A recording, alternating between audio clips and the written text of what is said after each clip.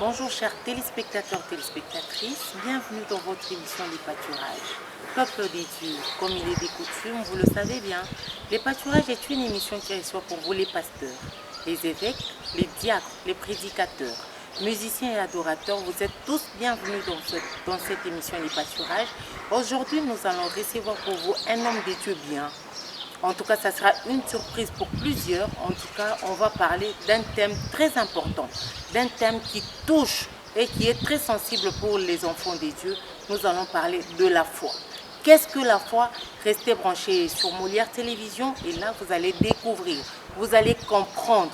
On va vous donner des exemples palpables que vous pouvez ressortir la foi, que vous pouvez comprendre mieux et faire asseoir votre foi comme Dieu le veut.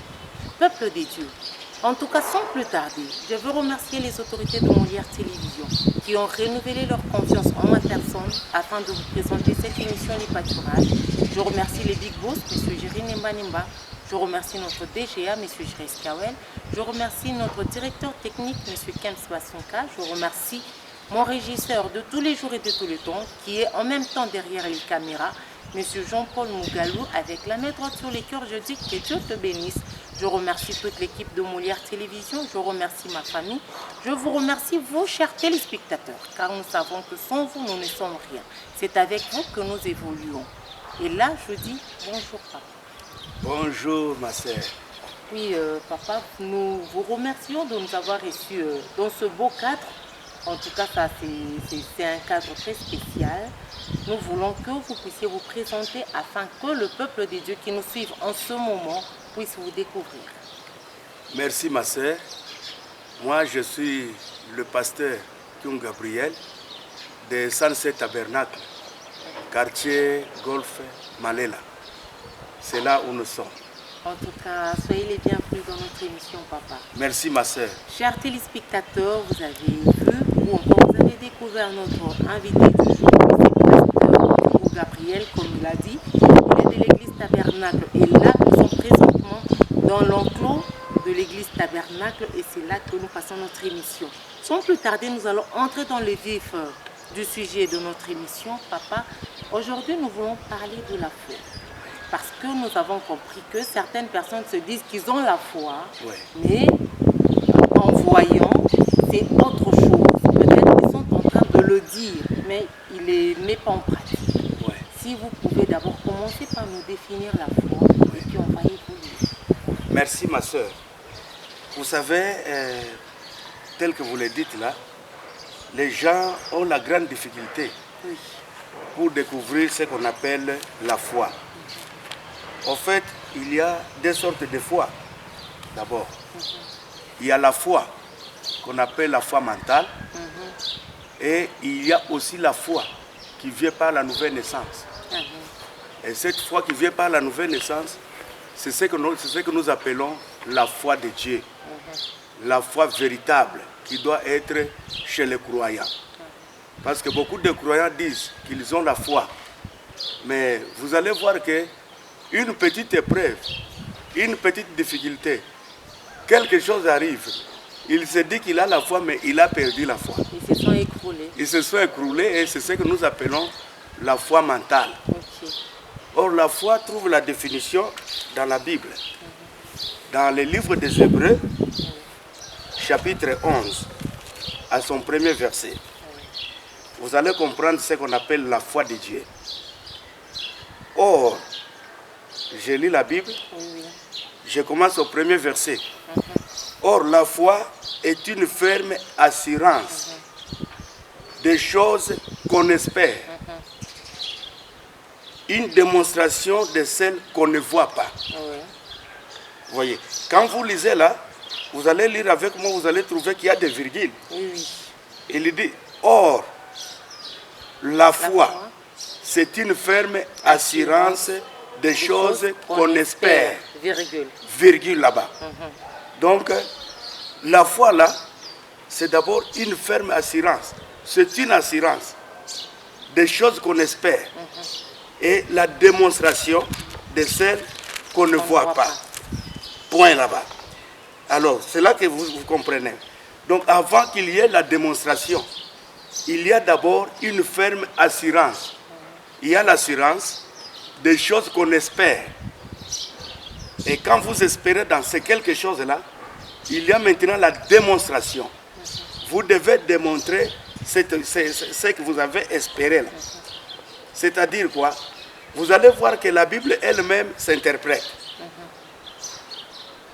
On peut retourner même dans la Genèse. S'il y a, quand on parle de la foi, il y a l'auteur de la foi. Vous le connaissez? Oui, Abraham.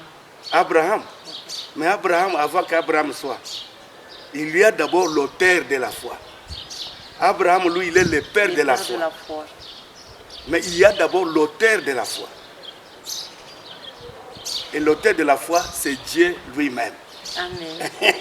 Oui, chers téléspectateurs, là j'espère que vous êtes en train de découvrir certaines choses qu'on ignorait peut-être ou encore qu'on se disait qu'on avait déjà compris. Mais là, le pasteur Kyungu Gabriel est en train de nous démontrer, de nous expliquer avec des mots clairs sur la foi avant de nous donner des exemples très pratiques pour expérimenter la foi. Ouais.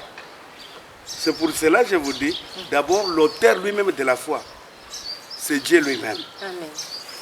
Comment expliquer ça? Dieu, lui, c'est lui qui a créé tout ce que vous voyez. C'est pourquoi au verset 3, il dit, car et c'est par la foi que nous reconnaissons que l'univers a été formé par la parole de Dieu. En sorte que ce qu'on voit n'a pas été fait de choses visibles. C'est pourquoi je vous ai dit l'auteur lui-même d'abord de la foi. C'est Dieu lui-même. Autrement, pourquoi j'ai dit ça? C'est que vous voyez, l'univers que vous voyez ici n'existait pas. Il s'agit ici de Dieu qui a démontré la foi.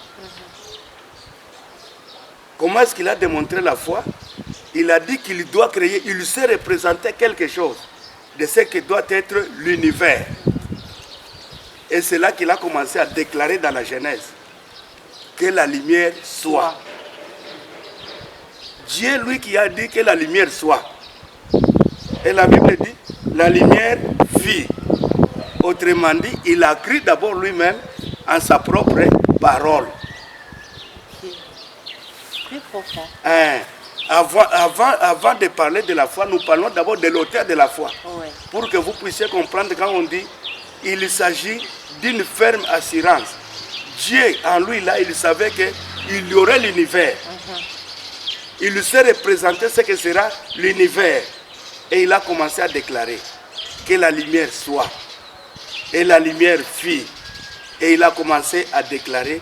Et à partir de la parole de Dieu, à partir de sa propre parole, il a réussi à créer l'univers.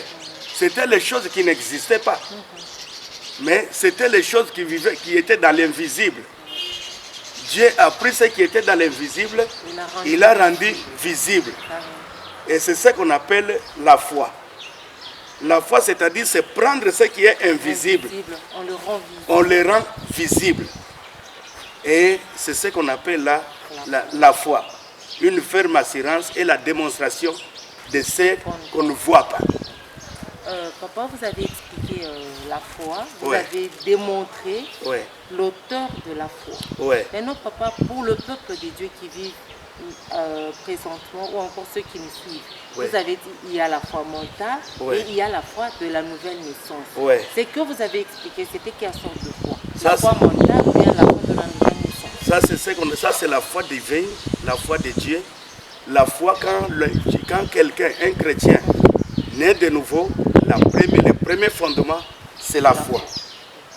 Et cette foi-là, c'est ce qu'on appelle la foi de Dieu qui est venue par la nouvelle naissance chez les croyants.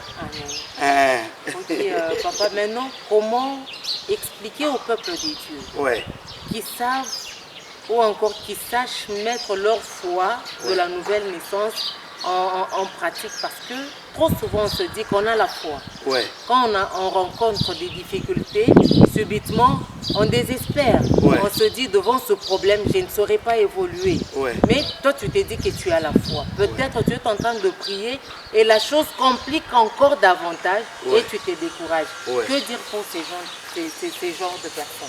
Très bien ma soeur. Vous savez, comme je le disais là, j'ai commencé d'abord pour vous montrer que quand Dieu lui-même là, quand il vous a dit, et quand il a créé l'univers, il n'y avait rien. Cela ne veut pas dire là que quand il a dit que la lumière soit, en un clin d'œil, la lumière est venue. Il s'est passé le temps, il s'est passé des années. Mais la foi déclarait toujours qu'il y aurait l'univers. Et c'est la même foi que vous avez parlé que nous trouvons chez Abraham. Vous voyez, là, Abraham, là, quand il reçoit Dieu, il lui dit à cette même période, je te visiterai, Sarah aura un enfant. Regardez la foi. Il s'est passé 25 ans. Mais Abraham continuait à le confesser, à croire que Dieu a dit, Dieu ne peut pas mentir. La chose va arriver. La chose sera là. Les gens pouvaient même se moquer. Il a dit là-bas qu'il aurait un enfant. Regardez ce vieux papa ici. Mais Abraham a continué à croire que ce que les gens disent là, c'est un mensonge. Ce que Dieu a dit, c'est la vérité. Pour celui qui est là, qu'on appelle la foi, qu'on appelle la semence d'Abraham. Parce que nous, aujourd'hui, nous sommes la semence royale d'Abraham. Parce que nous avions cru à la semence royale qui est le Seigneur Jésus-Christ. Et quand Jésus aussi est venu, vous allez voir que quand quelqu'un tombe malade, oh, ta foi t'a guéri, ta foi t'a sauvé. Donc tout vient par la foi, qui est un grand fondement. Pour celui qui a un petit problème et qui désespère, il n'a pas la foi.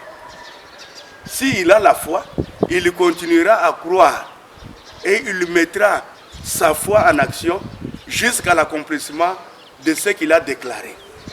Parce que quand quelqu'un tombe malade, on prie pour lui. Il lui pense qu'il est guéri instantanément. Non, maintenant là, après la prière, la foi consiste maintenant à déclarer tous les symptômes, toutes les douleurs. C'est du mensonge. Moi, je suis déjà guéri. C'est ainsi que celui qui a un problème et qui désespère, il ne peut pas désespérer, il doit continuer à croire parce que toutes ces choses-là passeront. Mais seule la parole de Dieu finira par s'accomplir. Donc, papa, on peut dire au peuple de Dieu, bien qu'on a la foi, mais il faut avoir la patience. C'est ce qu'on peut demander aux enfants de Dieu.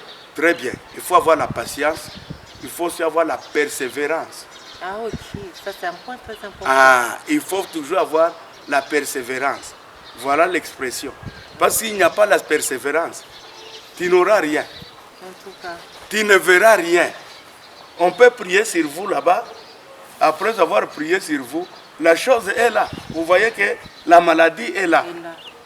Or, avec la prière, comme Jésus a dit là, si vous dites à cette montagne, dans Marc chapitre 11, là il ne dit plus de lui-même.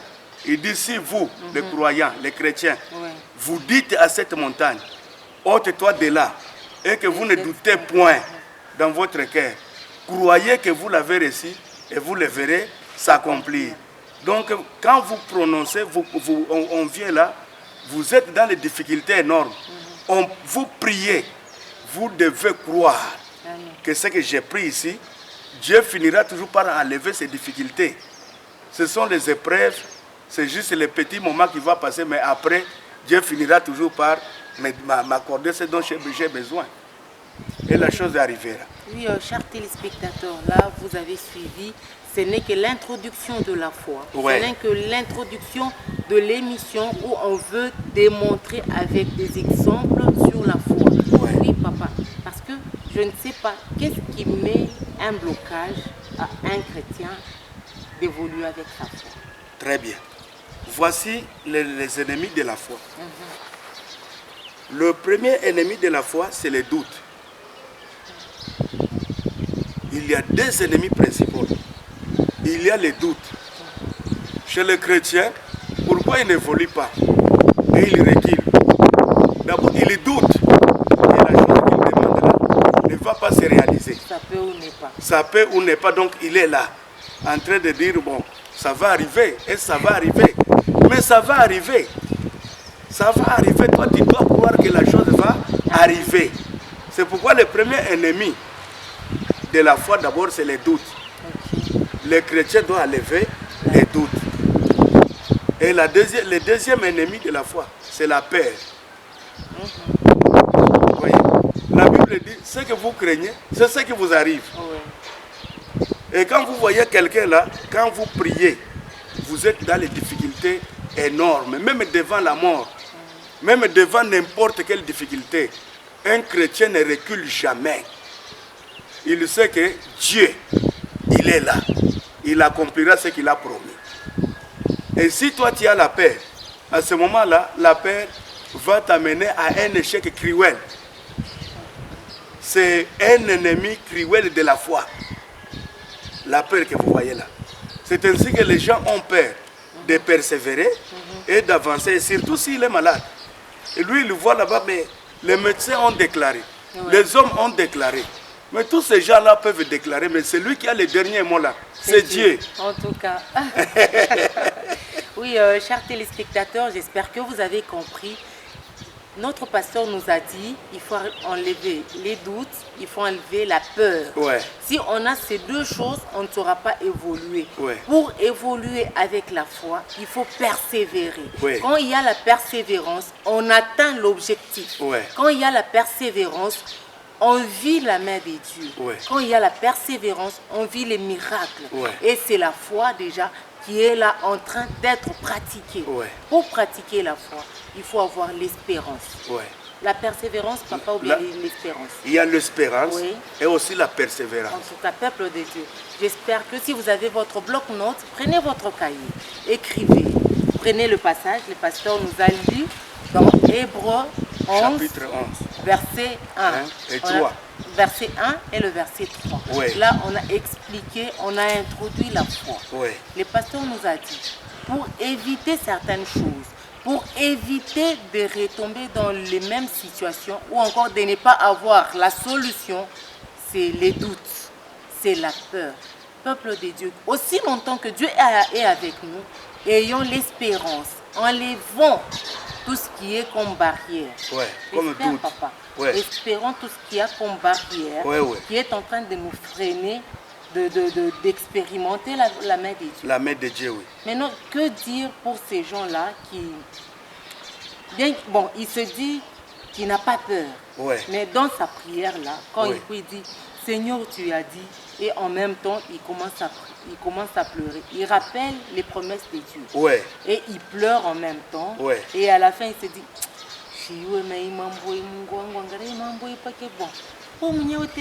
ça c'est la foi ou bien c'est les doutes? Il avait bien commencé avec la foi. Ensuite, le doute est venu. C'est le diable qui est venu. Celui qui est venu lui dire ça, c'est le diable pour le décourager. Or, s'il peut seulement, parce que le diable, il voit tout et il est tout près là.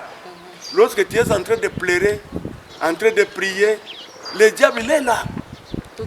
Tout autour de vous, c'est le premier enseignant qui vient dans votre pensée pour vous dire là que n'est-ce pas que tu as trop attendu, tu ne vois rien. La chose n'est pas là depuis que tu as commencé, mais la chose ne vient pas toujours. N'écoutez pas cette voix-là. Ça, c'est la voix du diable. Ça, c'est Satan qui est venu pour te décourager dans votre foi là que vous avez eue. Or, la foi avait commencé, je vais vous donner un exemple. Un jour, les disciples étaient dans la barque. La tempête a survenu. Ils regardent là-bas, Jésus n'est pas là. Ils ont commencé à crier. Ils ont commencé à crier. Mais ils ont vu Jésus venir, marchant sur les eaux. Et Pierre dit, mais oh, si c'est toi Seigneur, ordonne-moi aussi que je marche. Vous voyez, quand il a dit ça, Pierre avait foi. Que ça c'est mon Seigneur qui est là. Or, quand il a crié, ils ont crié. Jésus est venu à leur secours. Maintenant, Pierre a crié que ça, c'est le Seigneur. Alors, ordonne-moi que je marche. Alors, Jésus lui a dit, ok, ça va, marche. Et il s'est mis à marcher. Et qui, à un certain moment, il a commencé à sombrer. C'est pour répondre à votre question, là, vous voyez. Il avait bien commencé, mais à qui, à un certain moment, il a eu maintenant la foi. Il a commencé à sombrer. Mais comme c'est le Seigneur qui est là, il lui a dit, il l'a tenu par la main, il l'a relevé.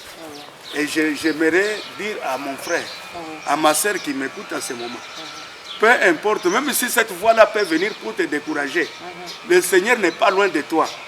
Il est aussi à côté de toi.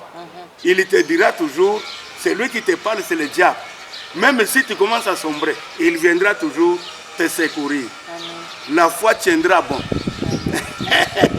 Oui, chers téléspectateurs, j'espère que vous êtes en train de savourer les bons thèmes qu'on a préparés pour vous. Là, on est en train de parler sur la foi. Ceux qui viennent de nous prendre en cours, nous avons reçu pour vous pasteur Kyungu Gabriel de l'église Tabernacle, situé du côté comme là. C'est avec lui que nous sommes en train de passer cette émission et aujourd'hui, nous sommes en train de traiter sur la foi. Pasteur nous a dit la foi est une ferme assurance qui est une ferme assurance des choses qu'on espère et qu'on ne voit pas. Oui, la démonstration de celles qu'on ne voit pas. Oui, bien aimé dans le Seigneur. Restez branchés sur Molière Télévision. Nous sommes en train d'évoluer avec pasteur Kyungu Gabriel sur notre thème. Et là, il va nous donner les exemples ou encore il va nous donner des conseils. Comment pratiquer la foi, comment vivre avec la foi pour expérimenter la main de Dieu. Oui. Oui, je vais encore vous dire quelque chose. La foi, c'est aussi une révélation. La foi, c'est aussi une révélation. Comment ça? Très bien. Vous savez, quand je vais vous dire un exemple. Quand Dieu dit à Noé, c'est Dieu qui a dit à Noé, construis l'arche. Noé a reçu la révélation. Il l'a fait par la foi. Et il l'a fait par la foi.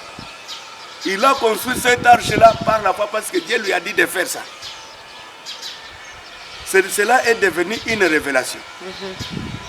Quand la foi devient une révélation, même s'il y a l'armée des États-Unis, même s'il y a l'armée du monde entier, si Dieu a dit quelque chose et que tu te tiens là, la chose arrivera. Amen. Vous voyez ma sœur? Alors, Noé s'est mis là, il a construit l'arche. Il leur a dit, venez entrer. Et il a prêché pendant 120 ans. Il savait qu'il y aurait la pluie. Comme c'était une révélation, il a crié. Ça lui a donné plus la foi de croire que la chose va arriver. Et on a vu, vous avez Genèse chapitre 6, le déluge est venu.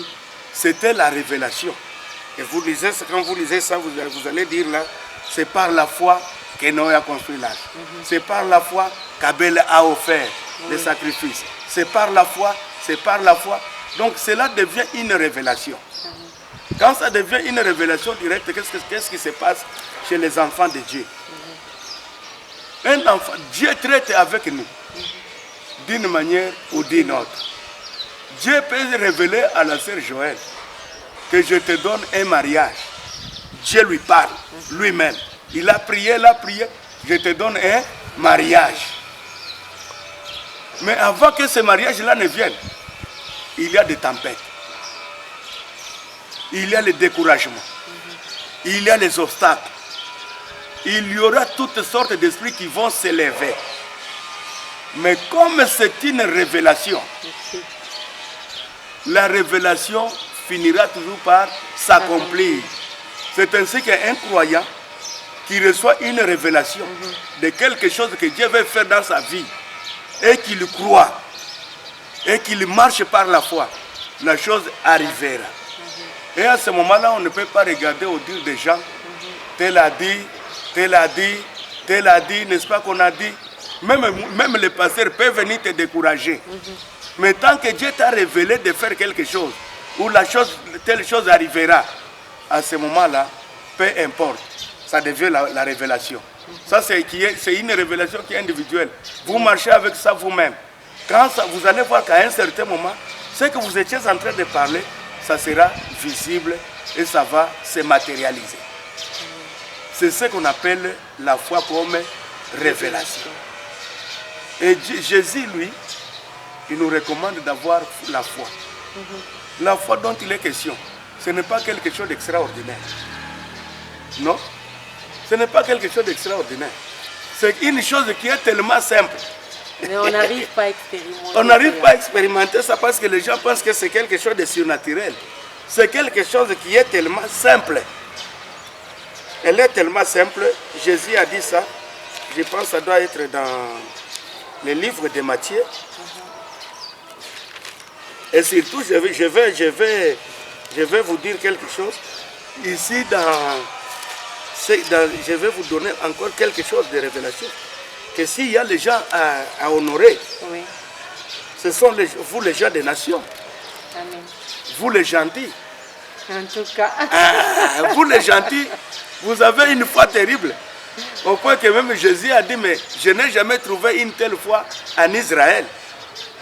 Les gens des gentils là, ils ont une foi terrible. Parce que même Abraham que vous voyez là, c'était un père, oui, c'était quelqu'un des nations, oui, que Dieu a appelé. Oui.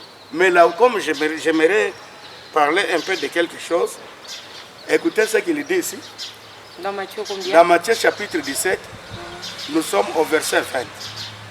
La Bible dit ceci. C'est à cause de votre incrédulité, leur dit Jésus. Je vous le dis en vérité. Si vous aviez de la foi comme un grain de sénévé, vous diriez à cette montagne, transporte-toi d'ici là, et elle se transporterait. Rien ne vous serait impossible. Jésus ici, il est en train de prendre la foi. Il met cela comme le grain de sénévé. Pourquoi le grain de sénévé? Tu ne m'as pas posé la question, Sœur Joël.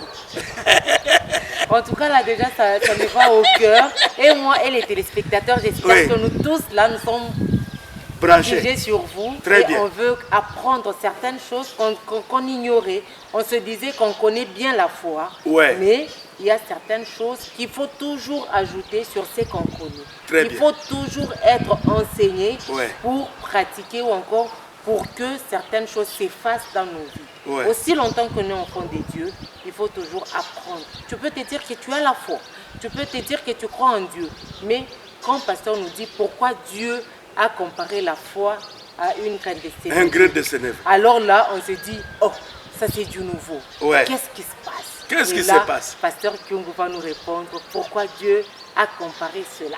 Très bien ma sœur. Merci maman Joël. Pourquoi Dieu compare la foi à un grain de sénévé? Le grain de sénévé, c'est un petit grain. Un petit grain comme le grain de moutarde. Un petit grain là. Tout petit. Tout petit.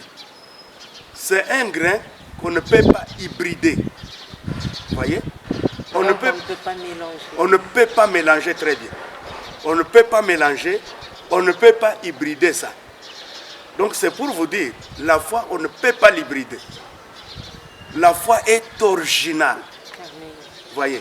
C'est ça que je vous ai dit. La foi qui vient de Dieu, la foi de la nouvelle naissance. Quand tu deviens chrétien, tu as Dieu, tu as le Saint-Esprit en vous.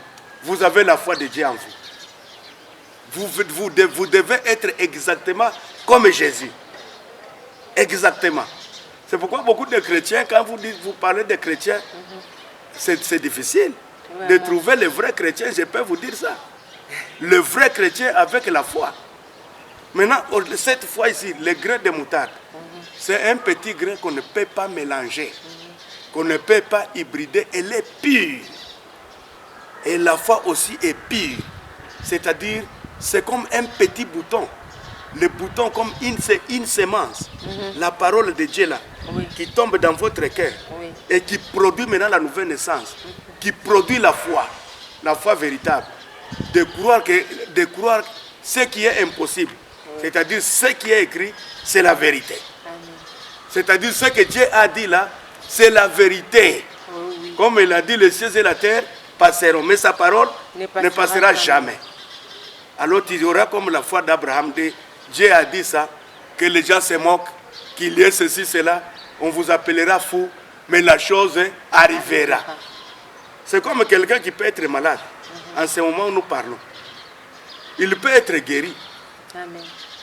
Même celui qui a un problème qui le dépasse, il peut trouver une solution, qu'il ait simplement une petite foi ici, Ouais. une foi comme les grains de sénévé. Et avec ces grains de sénévé, un grain, ça mélange, vous direz à la montagne de se transporter, d'aller et de se déplacer. La foi peut déplacer chaque montagne. Je veux dire à maman Joël, Oui. la foi peut déplacer tous les obstacles Amen. que vous pouvez trouver dans Voilà. votre vie. Dans n'importe quelle situation, la foi vaincra toujours. Amen. C'est Et, ça la foi. chers téléspectateurs, j'espère que vous avez compris quelque chose. La foi, c'est un thème très très vaste. On ne saura pas terminer aujourd'hui. Le temps nous est imparti. Là, nous allons demander à notre pasteur de nous donner un conseil. Comment exercer la foi.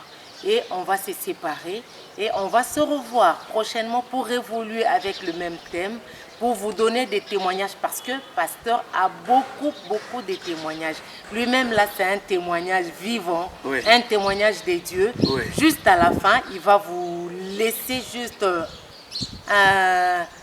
quelques phrases de son témoignage et prochainement vous allez vivre, vous allez savourer les bienfaits de Dieu. La foi que Dieu met dans ses serviteurs et dans ses enfants, au travers de cette foi, vous allez vivre des grandes choses. Puis papa, si vous pouvez placer un dernier mot par rapport à cette émission, mais prochainement on va continuer toujours avec la foi. Merci, Sœur Joël. Vous savez, je sens même l'onction En tout cas. et la présence de Dieu. Amen. Parce que quand on parle de Dieu, Dieu vient. Amen. Il vient confirmer ce qu'il a écrit. Ouais. Vous savez, les chrétiens reculent quand ils sont devant un obstacle. Le conseil que je vais donner aux chrétiens, aux croyants, c'est de persévérer quand il y a dans n'importe quelle situation, dans n'importe quelle condition. Dieu, il a déjà dit, je ne vous abandonnerai pas, je ne vous laisserai pas, je serai avec vous. Donc un chrétien doit croire qu'il est avec Dieu. Dans n'importe quelle circonstance, il est toujours avec son Dieu. Amen. Et Dieu ne l'abandonne jamais. Même si Dieu il peut éprouver sa foi. Il peut te laisser passer même les moments difficiles. Cela ne veut pas dire là que Dieu n'est pas avec toi. Dieu, il est toujours avec toi dans ces moments le plus difficiles. Hein? Je sens vraiment la présence de Dieu. Écoutez ma sœur, regardez Shadrach, Meshach et Abednego. Ils étaient devant un test. On a éprouvé leur foi. Au point que Dieu regardait aussi. Est-ce que vont-ils tenir ferme? Ils ont tenu ferme jusqu'à aller même dans la fournaise. Oui. C'était par la foi. Et Dieu est descendu dans la fournaise. Ouais. Et aussi ce matin, je peux aussi dire, Dieu peut te voir aussi dans votre temps difficile. Amen. Le moment le plus difficile que tu traverses, Dieu te laisse persévérer, confesser. Parce qu'il est le souverain sacrificateur de notre confession. Amen. Moi, ça, je ne vais pas mourir. Je ne vais pas mourir. Moi, cette situation va changer. Cette maladie disparaîtra. Ouais. Cette condition ici, Dieu va la lever. En tout cas, je veux témoigner sa Je vais témoigner sa grandeur. Amen. Et continuer à témoigner. Dieu ne t'a pas laissé. Même si ce n'est pas encore là. Mais la foi déclare que la chose est déjà là. Alors continuez jusqu'à ce réel. Ne jamais reculer parce que les gens reculent aujourd'hui. C'est juste le diable, c'est l'épouvantail. Vous devez persévérer dans chaque circonstance. Comme vous avez dit mon témoignage. Oui. Vous savez, tout petit peu seulement. un tout petit peu là. Ma sœur Joël, moi ici je suis un témoignage. Un témoignage, je parle ça pour la gloire de Dieu. Amen. J'étais en bonne santé. Puis à un certain moment, moi je ne croyais pas qu'on devrait même me perfuser. Je n'ai jamais cru dans ça. Et je n'ai même pas la foi dans la médecine. Je crois en Dieu. Amen. Je sais que les médecins ne guérissent pas. C'est Dieu qui guérit. Il vous assiste, mais Dieu guérit. Amen. Dieu m'a fait goûter ça. Je suis allé à l'hôpital. On m'a dit que tu es hypertendu. J'ai dit non, je n'ai jamais souffert de la tension. Ils m'ont dit, tu es hypertendu. J'ai dit non, non, je n'ai jamais été hypertendu. Les médecins m'ont donné le titre de hypertendu. La tension était à 18. Et moi, je ne savais pas. Quand on parlait de 18, pour moi, c'est rien. Je marchais, je roulais normalement. Et la tension est arrivée même à 23. J'arrive là, les médecins signalent mon épouse qu'il ne puisse pas se déplacer. Je suis allé là jeter avec les diacres. On a passé une bonne journée. Je suis allé même les accompagner, j'ai roulé. Et à 22 heures, la tension est arrivée à 27. J'ai commencé à mourir. Et j'ai dit non, je refuse la mort. J'étais au lit, je sentais comment est-ce que le cœur s'affaiblissait, ça s'arrêtait. J'ai crié, j'ai poussé les cris. J'ai dit, Seigneur Jésus, je ne veux pas mourir. Vous avez exercé la foi. J'ai exercé la foi. J'ai dit, toi mort, je te refuse. Reculer. Et je suis tombé par terre. Je suis allé à la fenêtre, j'ai ouvert la fenêtre. J'ai un peu encore repris là. Et je me suis retrouvé dehors. J'ai dit, mais ce n'est pas possible. J'ai dit, Seigneur, moi je n'accepte pas cette mort. La mort doit retourner. Amen. Et on m'a pris cette nuit-là. On m'a amené chez Doff, chez le cardiologue. On m'a mis, j'ai été perfusé. Et pendant qu'on me perfusait là, j'ai senti comme une nausée. J'ai dit, bon, j'aimerais un peu vomir. J'ai vomi une fois et je suis parti. C'est la mort qui m'a pris. Oui, chers téléspectateurs, on vous laisse au parfum de ce témoignage. Notre pasteur, en tout cas, Dieu l'a ressuscité. Quand David nous dit, Dieu m'a tiré de l'ombre de la mort. Pasteur vient de là. Restez toujours branchés, restez toujours fidèles à Molière Télévision, toujours fidèles à votre émission Les Pâturages. Vous allez découvrir le témoignage de pasteur Kyungu Gabriel. Dieu l'a tiré de l'ombre de la mort et l'a fait revenir sur la terre des vivants. Et Dieu l'a fait revenir sur la terre des humains et il est là, il le sert encore avec force et avec onction. Restez toujours branchés sur Molière Télévision. Moi c'est Joël, c'est Madame Joël Chimanga. Je vous dis bye bye et à la prochaine. Je vous bénisse richement. Amen. Merci. Merci ma sœur.